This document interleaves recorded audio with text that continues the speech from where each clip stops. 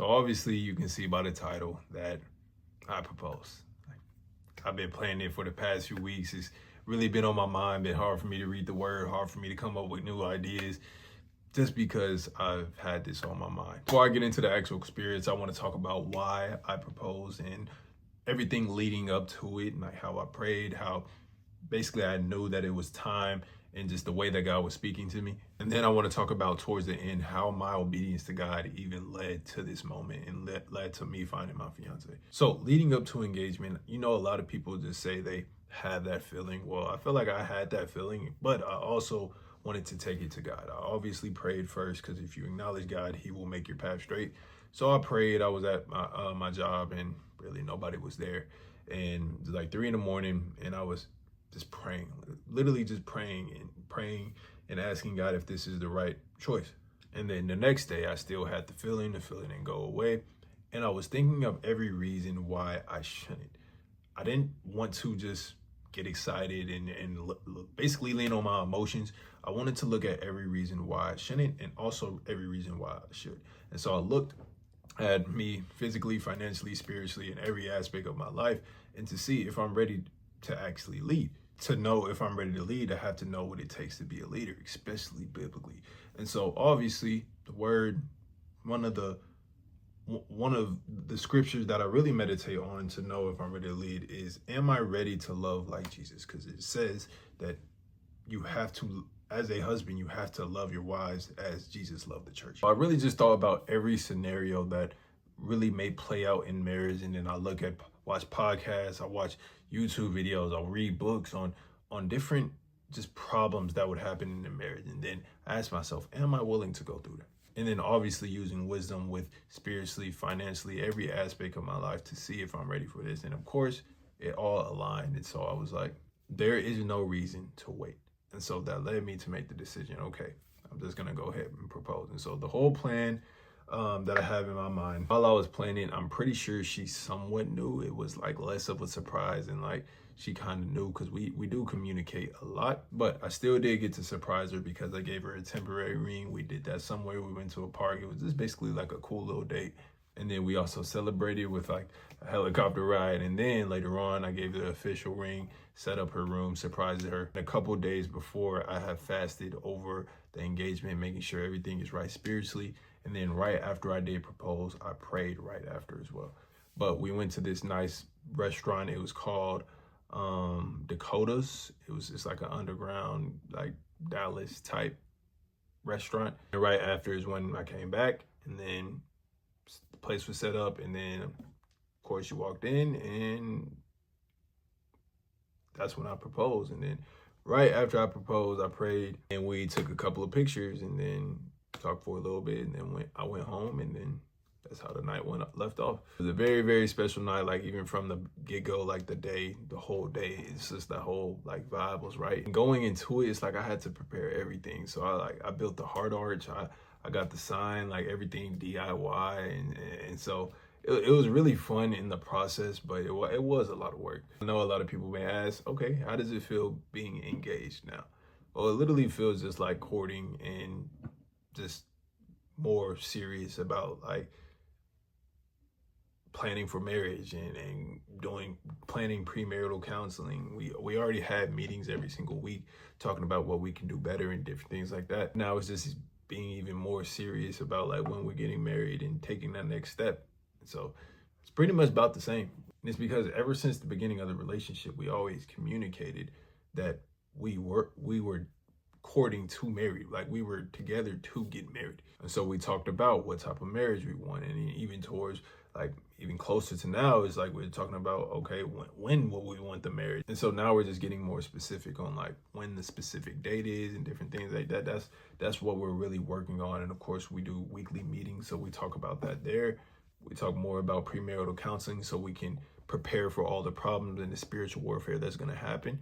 And this is why I love the relationship so much, is because it's not just about, like puppy love and all different things like that, but we actually prepare spiritually so that we can have a happy marriage. And I promise you, the greatest part about this relationship is that I would not have met her if I was not obedient to God. I was struggling with pornography for 7 years, and then I started really getting convicted, especially towards me graduating high school. I was really convicted to cut off porn and lust and different things like that.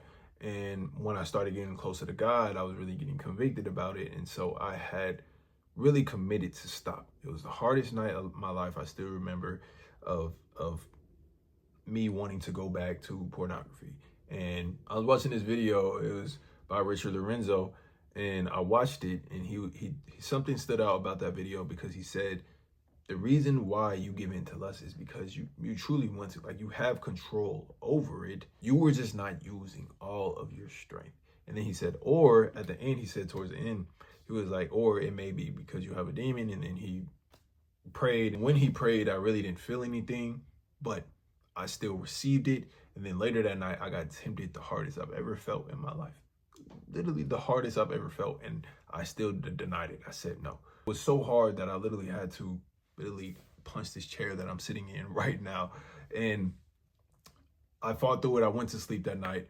And then that next day, I still was getting tempted that whole entire day, to the point where I was like, God, I can't do this no more. If I get to another night, because that's when I usually did it, I don't know if I'll be able to fight that. But then it was like sunset came, and I was finna give up. I was like, God, I give up. I was convicted in my heart to go outside. When I went outside, I didn't know what to do, where to go, but I just started driving. And then God also put it in my heart to go to the park. I mean, something in my heart was telling me to go to the park, and I really believed that it was God. And then as I was going to the park, I had this conviction to listen to some worship music. And then I literally felt like this overwhelmingness in my heart. I can't even really explain the feeling other than that. Like I started getting chills, even though it was like 90 degrees in Texas. And then ever since then, like, the desire to watch porn had never came back. And so a year later is when, or it was like 3 to 6 months later is when I started my social media. And I started first in my Snapchat private stories, just helping people out, because I was watching Richard Lorenzo at the time, and he was like, hey, you need to go spread the gospel and things like that. He was my pastor back then, and I was just watching online church, but now I actually go to in-person church. That's mainly because I met my fiance now. But when I was creating content on my Snapchat private story, God was convicting me, like, really, really hard. Like, start on social media. Stop. Don't just do it on Snapchat private story. Do it on social media.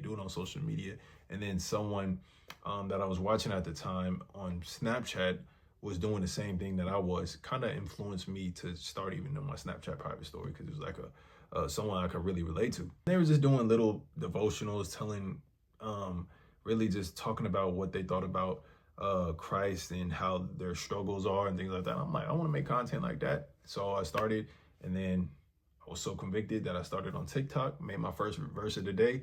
And then I went to Instagram, just was being real, and then on YouTube, and then I just started to grow. But before I grew, my now fiance had reached out to me because she wanted to meet more people that were close to God. And it just so happened that we happened to be close to each other.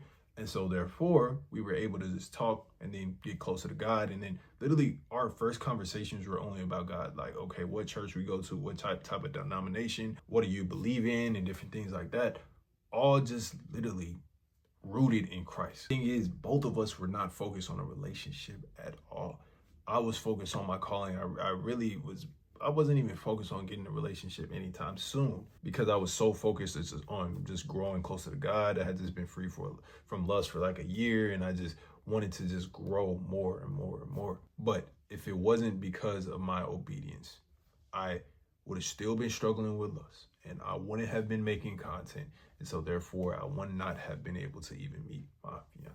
And this is why I urge everybody to be obedient to God, because he has a blessing for you. He has plans to prosper you and not to harm you. He wants you to let go of certain things so he can give you the things that he wants to give you. Because before I had met my fiance, I was literally treating God as though I was in a marriage with him. I wanted to look at women lustfully because I'm like, okay, God is watching me. I wanted to be watching certain content because I didn't want to fall into lust. I would be going out literally on dates with God. I would be driving to random places. Like I know I drove like an hour to go to like a mountain and just go spend time with God. And I would walk in nature all the time. I still do that to this day. Like, I'm probably gonna do that right after this video. Just go out, walk in nature, and find different places to go and walk. I would just spend time with God so intentional that it felt like a literal relationship. And then I would read the word to literally get to know what his character is like. Does Jesus like laugh a lot? Does he make jokes?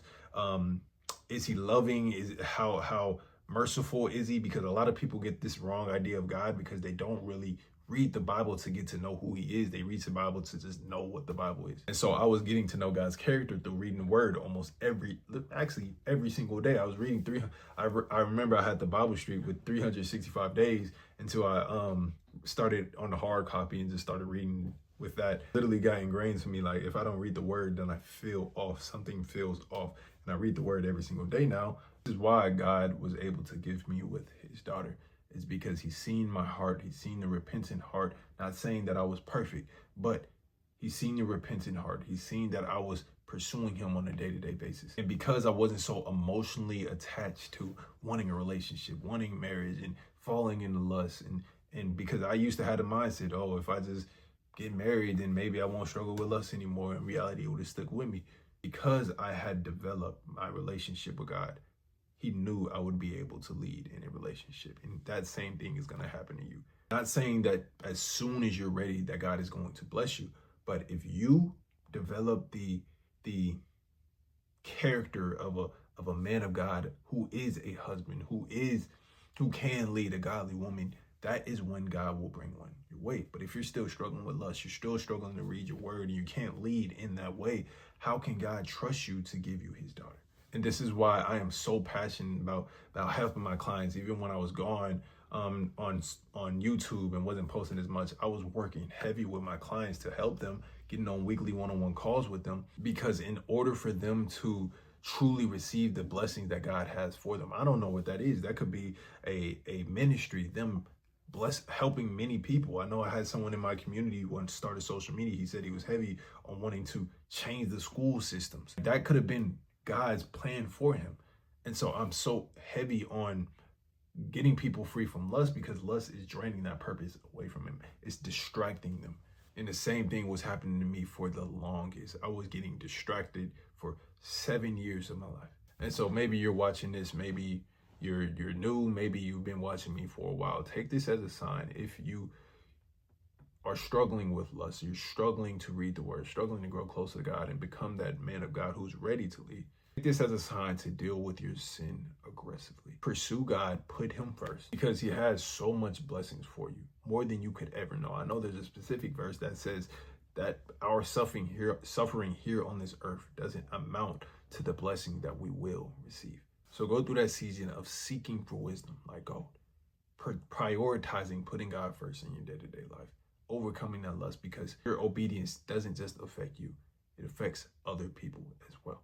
So yes, appreciate you for watching, and I appreciate all the support.